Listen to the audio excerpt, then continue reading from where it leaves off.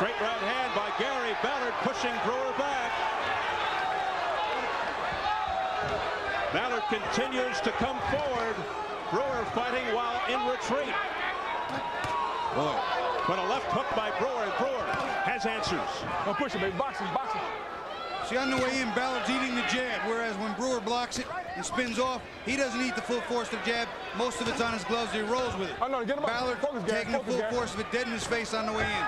Oh, once again, Ballard off balance. Watch your hands, watch your hands, hand free. That was off balance. Much more of a balance shot, but he still got hit with a clean left hook.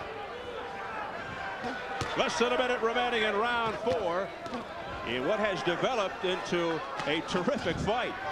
Ballard has got some condition, Bobby. I mean, to come back from that and still be able to punch, this conditioning must be superb. You know, I'd hate to test my conditioning by getting hit so often. He's got to move his head. He's got to get out of the way when he throws punches, block him and spin. Ballard coming down from 175, a straight right hand and a combination, a straight right flush of the face by Brewer, and what keeps this guy up? Yeah, those were two mind-snapping shots, and nothing happened. Back comes Gary Ballard with a right cross. There you see again that Americanized, that rhythm-type maneuvering that gets Brewer out of trouble. Ballard doesn't have that. It's going to cause him some trouble. But Ballard's punches are growing in intensity and hurt. He's trying to put hurt on him now.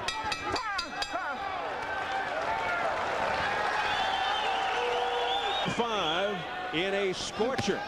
Charles Brewer in the red, Gary Ballard in the dark blue.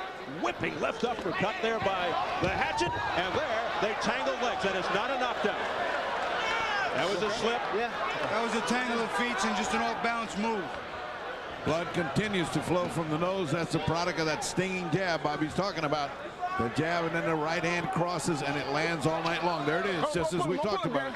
There you at least see Ballard coming. He's ducking under. He's moving his head. Something he's got to do. If he keeps that head stationary, it's going to get taken off tonight. Charles Brewer is firmly in control through 4 rounds, but the challenger showing resiliency. He's slowly creeping out of a hole, but he is deep, deep behind on points every round. Do you see how slow that looping right hand was? That is very, very bad. That slow looping right hand, not only was it so easy to block, but if Brewer decides to sit on it and fire one down the middle, that's going to really cause serious trouble for Ballard. Oh, a low blow. Oh, and a left hook, short, crisp left hook. Down goes Ballard again. 4, 5, 6. Oh, he's in bad shape. Bad shape. He's in trouble. He tells this fight's over. His legs aren't there. He's all right. His legs aren't there, guys. And his mind is not far behind. Here comes Brewer, looking to finish it off. He goes down again. This fight's over, guys. The legs aren't there. He has no equilibrium. Now he goes back. He's just going to get hurt. This fight is finished. No, he should not allow it. That's it. Max Parker gave him every opportunity, but wisely waves it off. And it is all over here in round 5, and Charles the Hatchet Brewer is the new IBF Super Middleweight Champion. Well, we certainly have one to add to those 3 we were talking about now. Now it's a 4-horse race. Now we got something cooking with the super middleweights. His offensive skills were excellent. He's got good, sharp speed. He boxed well. Boogaloo Watts showed him what to do. He didn't have to go out there and brawl and put himself in harm's way, and he got the job done. Maybe a couple rounds later, much more effectively and efficiently. I like the job. Bobby, I think the other thing that you pointed out that was so crucial is these people don't move their heads. When they don't move their heads, they're going to get picked apart. Somebody's got to teach these guys to move their heads. The Americanized offense as well as defense always causes a problem for fighters throughout the world. You've got to move that head. That's a target, the big one. Caught him early. Early he got caught with it, got stunned, and then got dropped. And when he got dropped, to get up, it took a lot of guts, and to fight for 5 more rounds took even more guts. So Charles Brewer, one of those rare cases of a fighter becoming a world champion, but has never in his life been a full-time fighter, and that's a remarkable feat. That was a beautiful shot we just saw at the left hook. Well, you can look at it now. Brewer just waits inside. See him dig into the body, dig into the body. Watch him. Stays there, dig to the body, dig to the body. Watch him come up. Dig to the body, and bang. And Ballard's hands came down. He took it up top. Never expected it, never saw it on And that was a big bang. That was a bang right on the button. Hard to take that kind of punch and I go down, especially when you're exhausted and with a nose that's all messed up.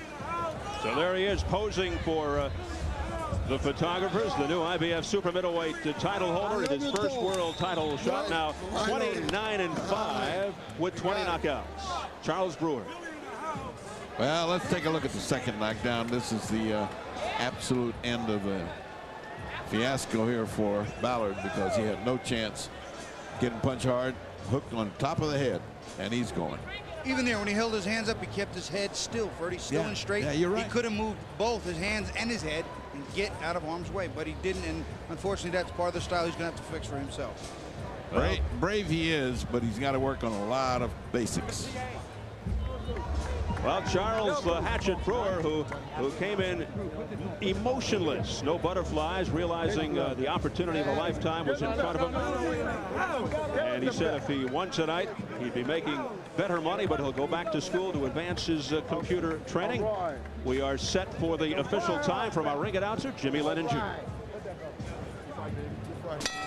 Ladies and gentlemen, we have the time of 1 minute 40 seconds of round number 5. Our referee in charge, Max Parker, stops the contest. He's the winner by way of technical knockout. He is the new IBF Super Middleweight Champion of the world, Charles the Hatchet Brewer.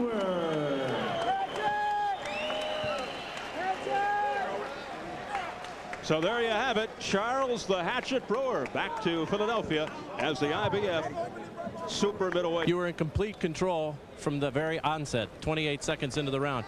What enabled you to establish control so quickly here tonight? First of all, it was my mental attitude. I've been stressing the fact the whole week that coming into this fight that I had very numb feelings about this fight, and that I don't. Why? Why? Well, I'm fighting a promoter's fighter, and what I consider his hometown. Although he's not from Florida, he's from South Africa, but he is Don King's fighter. So I felt that I was fighting against all odds, but I wasn't concerned with that.